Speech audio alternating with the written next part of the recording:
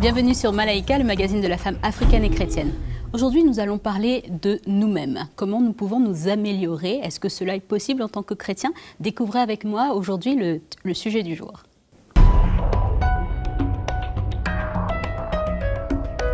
Voilà, le développement personnel, c'est de ce dont on parle aujourd'hui, le coaching, pour ceux qui parlent un peu anglais. Est-ce que le chrétien peut avoir recours au coaching, au développement personnel, pour améliorer son image, sa personne? Que dit l'Évangile par rapport à cette question? Nous allons essayer de répondre, bien sûr, avec Mama Audrey, Mama Janine et Magali. Et nous avons un invité de taille aujourd'hui, Mama Audrey, pour nous ramener à l'Évangile et bien sûr la parole de Dieu. C'est le pasteur Mickey Hardy. Merci en tout cas d'être avec nous. Bonsoir. Donc nous allons essayer de voir, Papa Mickey, est-ce que le chrétien a besoin de se développer personnellement pour être victorieux dans tout ce qu'il vit? On va le découvrir dans un moment, mais avant tout, on va passer à la rubrique de Mag. Voilà Magali, est-ce qu'on va se développer personnellement aujourd'hui? Qu'est-ce que tu nous as concocté aujourd'hui? Alors moi c'est un sujet qui me passionne et je veux des réponses, donc j'espère que papa Mickey et maman Audrey sont bien bien équipés. Bien équipés pour répondre à toutes les questions. Alors quel est le développement personnel, cette définition que je vous propose aujourd'hui? Eh bien ce sont toutes les démarches, maman Audrey, qui permettent à une personne d'atteindre un objectif en termes de qualité dans certains domaines de sa vie.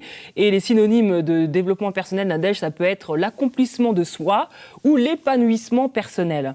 Alors, le contexte, quelques éléments de contexte. Il faut savoir que sur Internet, sur beaucoup de plateformes, sur Internet, sur Facebook, mais aussi sur YouTube, où on connaît toutes ces plateformes, on trouve de plus en plus de pages où des chrétiens parlent de grandes destinées personnelles, du fait que Dieu aurait des plans grandioses de réussite, d'excellence et de bonheur pour chacun d'entre nous, et même du fait qu'ils étaient appelés à régner sur terre. C'est des termes qui reviennent beaucoup dans les lectures que j'ai pu faire. Comme le proclame, il y a même cette proclamation positive de « je suis quelqu'un d'important, le Seigneur m'a racheté et maintenant j'ai une destinée, j'ai quelque chose à aller chercher » et voilà ce qu'on peut lire dans ces forums. Alors, les passages bibliques qui seront souvent cités, c'est celui de Jérémie 29, verset 11, qu'on connaît très bien, où il est dit « Je connais les projets que j'ai formés sur vous, dit l'Éternel, projets de paix et non de malheur, afin de vous donner un avenir et de l'espérance. » Alors pourquoi ce verset? Parce que tout simplement, où il est question de projet, donc le projet, ça va souvent avec la destinée, avec l'avenir, avec notre futur et ce que le Seigneur a prévu. Et c'est des projets de bonheur, donc pas de malheur. Et donc c'est ce verset-là qui étaye un petit peu ces théories. Et donc de ce fait, les chrétiens échangent et expliquent que Jésus est venu pour nous rendre heureux, prospères, épanouis. Et pour certains, il est même venu pour que les chrétiens soient de grandes personnes dans ce monde, des leaders. Donc c'est ça un petit peu aussi qui alimente cela. Alors le contexte en Afrique, eh bien, ça pullule. Ce mouvement est vraiment très très très populaire, Nadège, où on entend souvent dans les églises, tu vois, Dieu a des projets de paix, Dieu veut que nous soyons en haut, tu as une destinée, ne te laisse pas abattre, tu es la tête et non la queue, attention, le fils du roi. etc. Alors, comment s'est installée cette doctrine, Papa Mickey? Eh bien, cette évolution est plutôt en phase avec l'évolution du monde, tout simplement, qui est de plus en plus individualiste, et où les réseaux sociaux, eh bien, ont achevé de mettre en avant l'épanouissement du moi. Chez chacun d'entre nous, on a tous envie d'être quelqu'un, d'être important, de diriger, d'être au-dessus des gens, etc. Et Nadège, on peut également rajouter que c'est un mouvement qui est en phase avec l'américanisation du monde, puisque la mode et le concept de coach de développement personnel vient des États-Unis, où on prône cette meilleure image de soi, s'épanouir, optimiser son potentiel, Papa Mickey. Et vous avez énormément de publications, de livres qui pullulent dans les librairies chrétiennes en Afrique. Vous avez ce genre de titre, 7 clés pour devenir une femme vertueuse, devenir un vrai leader, une vraie leaduse chrétienne, c'est possible. Je suis une femme de victoire, comment le devenir, croire en sa destinée, et si j'étais une businesswoman, ça peut m'intéresser. Et bien sûr, ces doctrines sont très très populaire et on apprend aux chrétiens à devenir fort par lui-même à coups de versets utilisés souvent hors contexte et qui sont censés le propulser vraiment dans sa destinée qui est souvent démesurée, il faut le dire. Et qui n'atteint jamais. Des fois. Des fois, oui, c'est ça. Il y en a qui arrivent à réussir, il y en a Voilà, c'est moins, ça. Je vais poser justement la question dans un petit moment. On va savoir est-ce qu'on y arrive ou pas. Avant de passer à cette question, j'aimerais demander à Maman Janine comment est-ce qu'on optimise son potentiel à Kinshasa. Alors, on optimise son potentiel à Kinshasa en recherchant à l'intérieur de soi le potentiel que Dieu nous a donné. Effectivement, ça va un peu dans le sens de ce que Magali disait, Maman Audrey, Papa Mickey. On a beaucoup de pasteurs, de prédicateurs qui sont devenus de véritables coachs dans les églises et qui vont comme si booster un peu le peuple de Dieu pour qu'ils aillent chercher à l'intérieur d'eux-mêmes la clé de leur propre réussite. Et donc les chrétiens sont assez fans de cette théorie, puisque c'est galvanisant et puis ils ont des techniques très motivantes avec les mots très spécialisés. Et parfois on a l'impression que les fidèles sont en transe. Mais le danger, c'est que tout est centré sur l'homme, tout est tourné vers l'homme et finalement il n'y a pas beaucoup de place pour s'attendre au Seigneur. Et j'ai rencontré quelques sœurs qui me disaient qu'elles croyaient vraiment à cette théorie parce que l'homme n'est pas supposé être paresseux, l'homme est supposé avoir la foi, c'est vrai, mais il faut vraiment qu'il se cherche aussi. Une sœur me donnait l'exemple de la femme vertueuse. La femme vertueuse, elle a bien fait ce qu'elle avait besoin de faire, c'était en elle toutes ses habiletés. Et donc il y a un peu ce petit danger-là que je vois moi personnellement. Et j'ai vraiment envie de vous donner le témoignage de cette jeune sœur qui explique qu'elle n'a jamais fait d'études parce que ses parents n'étaient pas en mesure de l'aider.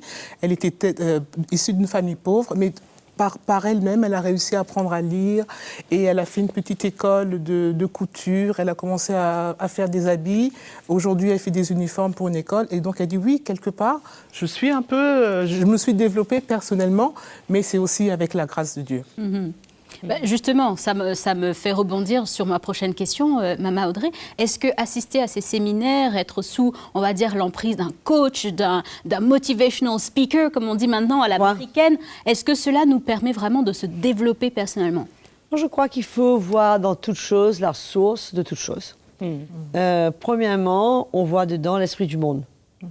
On se sert des termes spirituels, mais enfin, si on regarde un peu l'esprit du monde, c'est le but de ce qui se passe dans le monde entier, les motivational speakers qui sont là uniquement pour motiver les gens, être plus efficaces sur leur lieu de travail, être plus centrés sur comment faire de l'argent, comment devenir riche.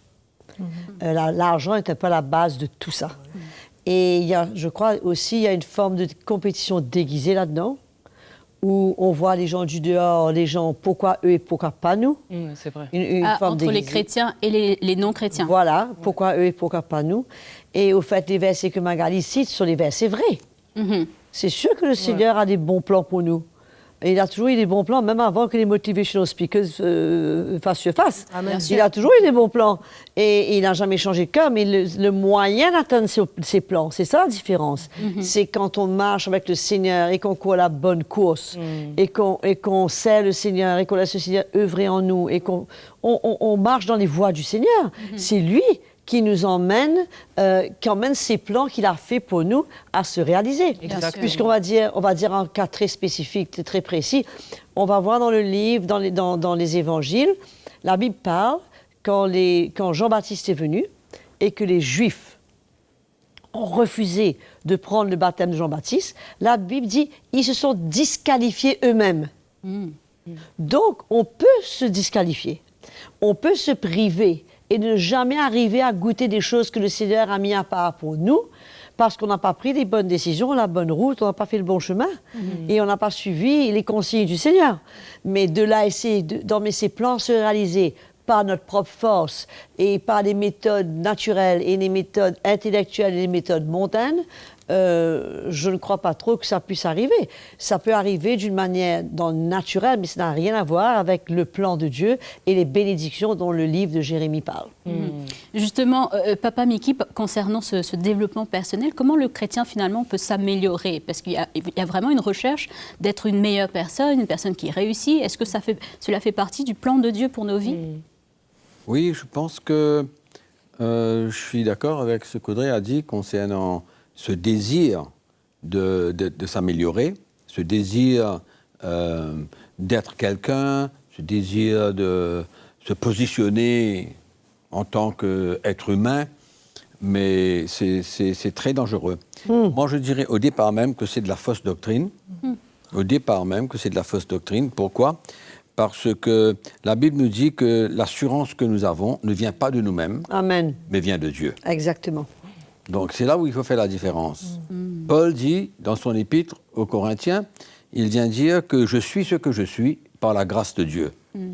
Donc il comprend que ce qu'il est une intervention de Dieu, est une grâce de Dieu, est une force de Dieu. Il conçoit que tout ce qu'il est n'est pas de lui-même. Au fait, il veut se débarrasser de lui-même Amen. afin de pouvoir Gagner Christ. gagner Christ et que Christ vive sa vie en lui. C'est pourquoi la déception est grande et la tromperie est grande, parce que ces coachs et ces Motivational speakers sont en train de éloigner le chrétien de la compréhension de la vraie vie chrétienne. Donc c'est une course pour utiliser ses propres moyens, ses propres capacités, ses propres talents pour arriver à être quelqu'un. Mais donc ce genre de communication est malsain. Pourquoi? Parce que ça met l'accent sur l'homme. Exactement. Ça met l'accent sur les talents de l'homme. Donc, un d'entre vous tout à l'heure avait mentionné comme quoi que est-ce que l'homme peut arriver Tout à fait. à être quelqu'un par sa propre force? Oui, bien évidemment. Tu as parlé de ce témoignage. Mais La jeune fille, dans c'est un pas le seul témoignage qu'il y a. C'est pas le seul témoignage. L'Église n'est pas l'endroit unique où ces témoignages C'est pas sont réels. possible, tout Il y a à des fait. gens qui ne connaissent pas Dieu, il y a des gens qui sont loin de Dieu et qui, par leur propre volonté, Oui, oui. avec une incapacité Tout à qu'ils fait. ont Une eue... capacité. Non, une incapacité qu'ils ont, peut-être d'un accident, peut-être d'un problème qu'ils ont eu, etc. Donc, ils se motivent et ils se disent, je vais réussir. Dans leur propre force, dans leur propre volonté, et ils arrivent. Ils y arrivent. Ils arrivent. Mais pour nous, chrétiens, c'est une autre motivation. Nous avons besoin de savoir qu'est-ce qu'on cherche, qu'est-ce qu'on recherche en tant qu'un chrétien. Bien sûr. Et ce genre d'enseignement antiscripturaire emmène les gens à désirer leurs propres ambitions et ils utilisent la parole de Dieu, des versets comme tu as mentionné, comme Audrey a mentionné tout à l'heure. Hors contexte. Non, mais on dirait peut-être des versets Qui ne sont pas faux. qui ne sont pas Qui faux, encouragent. qui nous encouragent. Ouais. Mais ce n'est pas le moyen. Ce n'est pas le moyen. Dieu a d'autres moyens. Et il faut comprendre la vie chrétienne. Il faut comprendre...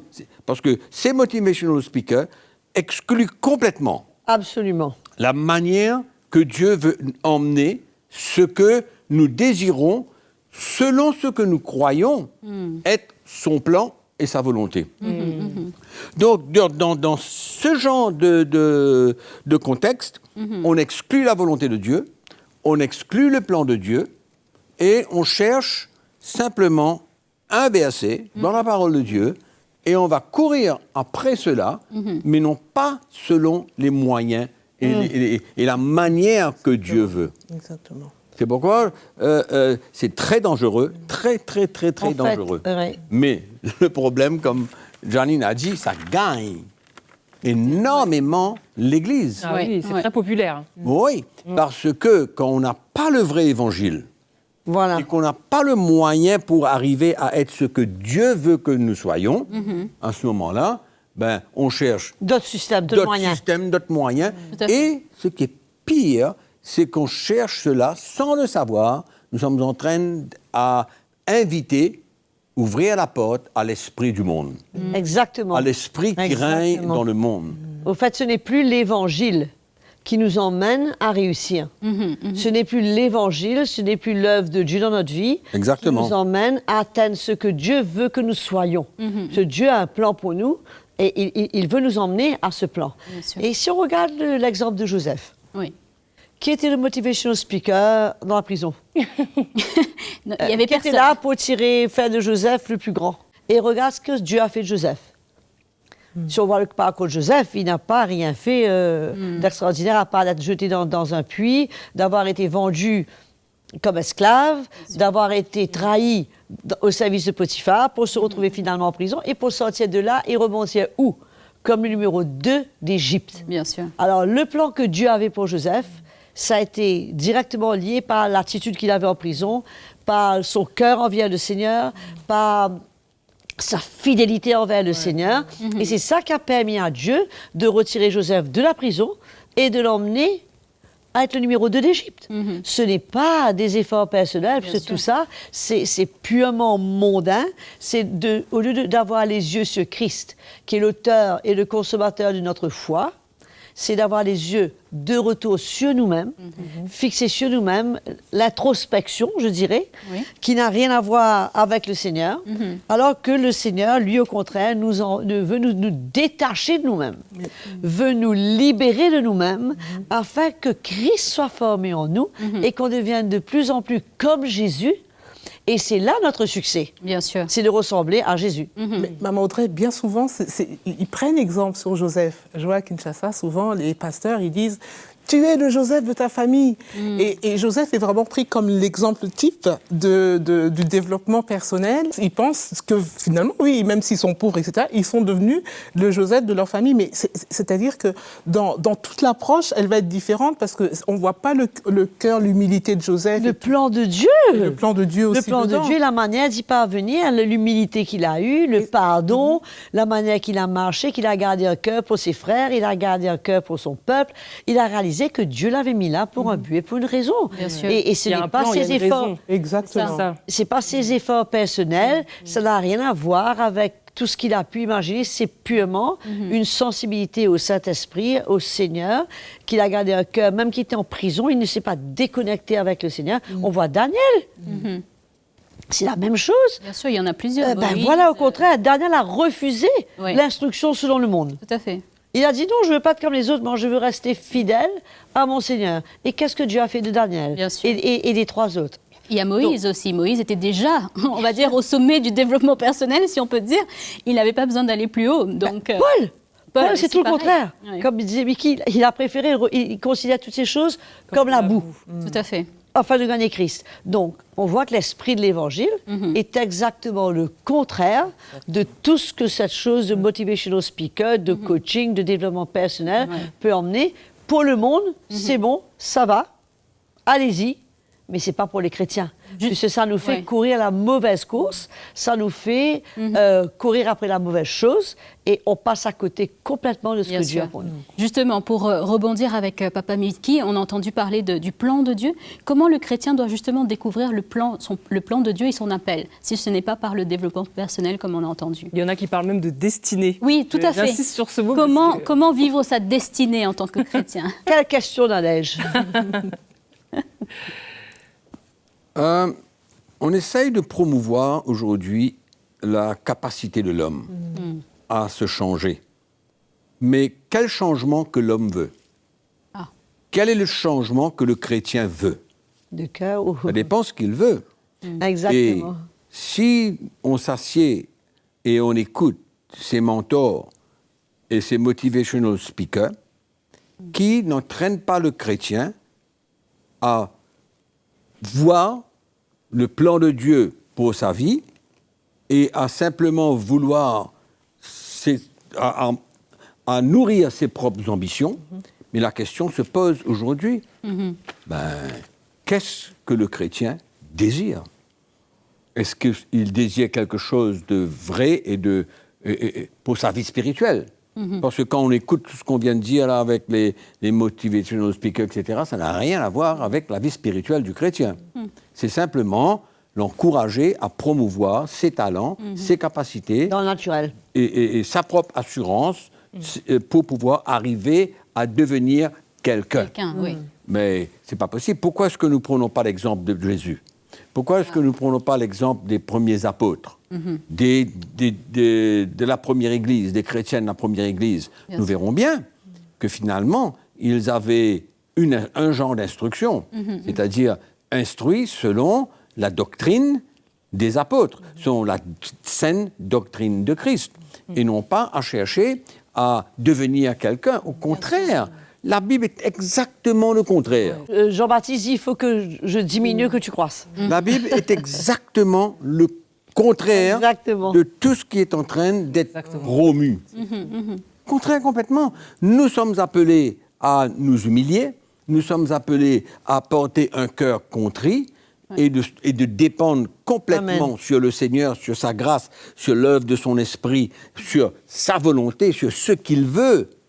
Au fait, finalement, ce genre de doctrine, si on peut dire, Oui. place tous les chrétiens à devenir tous, à avoir des ambitions personnelles qui est absolument loin du plan et de la volonté de Dieu. Complètement loin. Parce que c'est vrai que ça place tout le monde sur la même échelle, puisque tout le monde, finalement, peut... On est tous victorieux, Voilà, on est tous exactement. la tête et non la tout queue. est centré vers le matériel, en fait. L'enrichissement personnel et pas spirituel, en fait. Et si je ne me trompe pas, je pense que dans beaucoup de cas, ces motivational speakers ne sont même pas chrétiens. Qui, eux, peut-être s'occupent de chrétiens, mais ils ne sont pas nécessairement, eux, chrétiens. Donc, ils comprennent absolument rien de ce que le Seigneur veut de l'individu. Ils Et- ont un langage émotionnel et intellectuel. Et ils sont loin, Là, c'est le langage. absolument loin de ce que Jésus a dit, que ta volonté soit faite. Ah. Absolument loin de cela.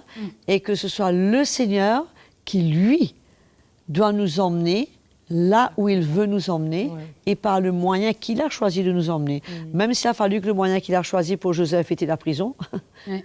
c'était le moyen, c'est là où il l'a éprouvé, c'est là où il a vu sa fidélité, c'est là où il a vu le cœur de Joseph. Bien sûr. Donc, ça n'a absolument rien à voir. Je pensais tout à l'heure, la tendance du monde. Maintenant, ce n'est plus l'Église, ce n'est plus la parole de Dieu, c'est le coach personnel qui vient maintenant nous aider à devenir ce que Dieu a voulu que nous devenions. Ou ce que nous pensons que Voilà. Dieu a Que nous prévu voulons pour nous persuader. C'est ça. Que Dieu a voulu que nous devenions, qu'on se cache derrière les versets bibliques, qu'on se cache derrière un langage chrétien. Mais à la fin du jour, on arrive à retomber complètement dans l'esprit du monde. Et il n'y a plus aucune différence entre le non-chrétien et le chrétien, puisque à ce moment-là, ils se servent des mêmes armes.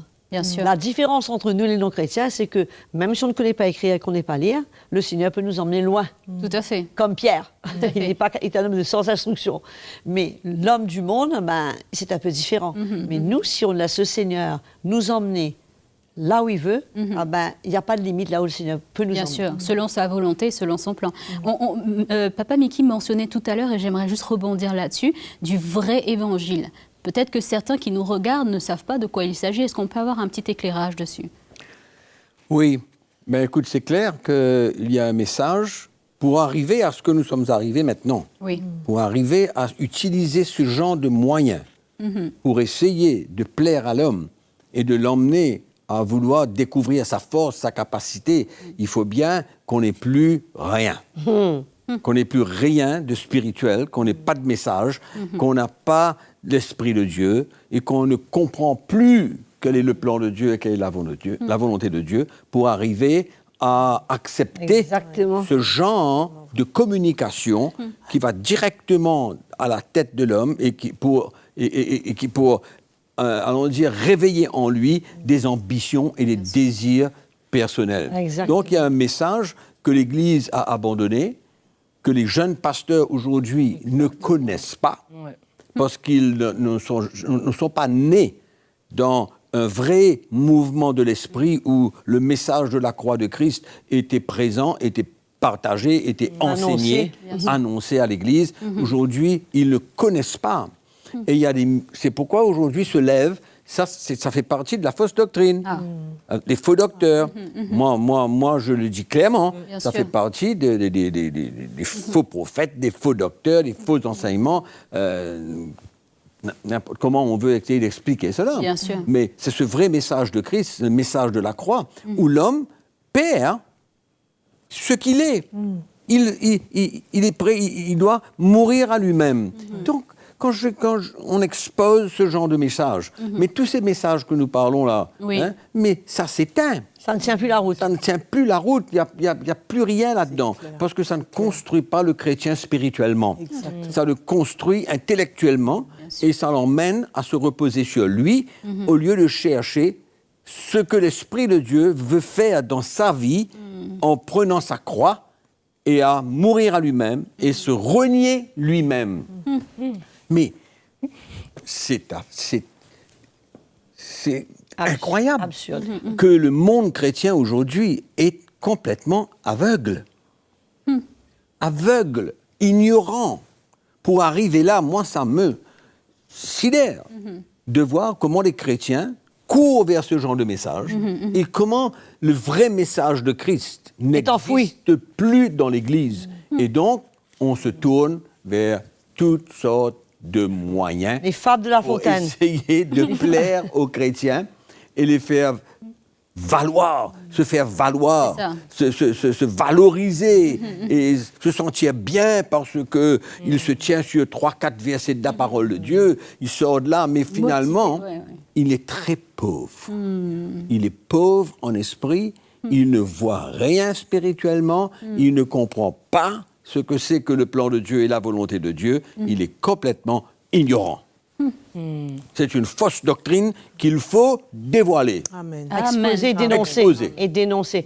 Moi, je dirais... Très fort. On va devoir arriver au mot de la fin, Maman Audrey, parce qu'on n'a plus beaucoup de temps. mais- juste un mot. Oui. Je dirais juste un mot. Je dirais que c'est une diversion. Ah, Je dirais que c'est une diversion. C'est un moyen de retirer les chrétiens de la route sur laquelle ils doivent marcher et les emmener dans un chemin parallèle qui les mène nulle part. Ce n'est pas différent. Ce n'est pas différent des autres messages que les chrétiens entendent aujourd'hui, qui n'ont pas le vrai fondement de la chrétienté. Donc, ça peut équivaloir au message de la prospérité Tout à fait. et tant d'autres messages qui ne Diversion. construisent pas les gens. Donc, c'est pareil. Donc, quand on n'a pas ce qui est la réalité, on invente. Et maintenant, comme Audrey a dit tout à l'heure, c'est l'esprit du monde. tout à fait. Malheureusement, je vais devoir vous arrêter là. Je sais que la discussion est passionnante. Papa Mickey, un mot de la fin pour justement tous ces chrétiens qui prennent part autour du développement personnel. Moi, je veux encourager les chrétiens à boycotter.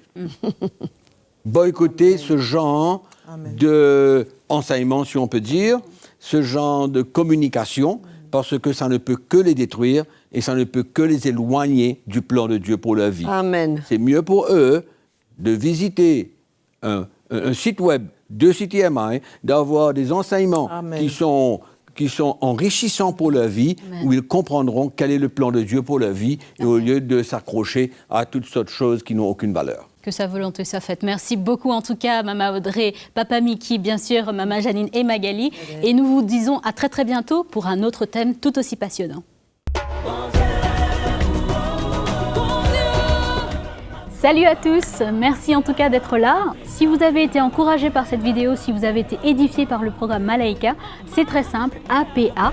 Aimez la vidéo, partagez-la autour de vous et bien sûr abonnez-vous, c'est le petit bouton rouge en dessous de votre écran pour être les premiers informés des prochaines parutions Malaika.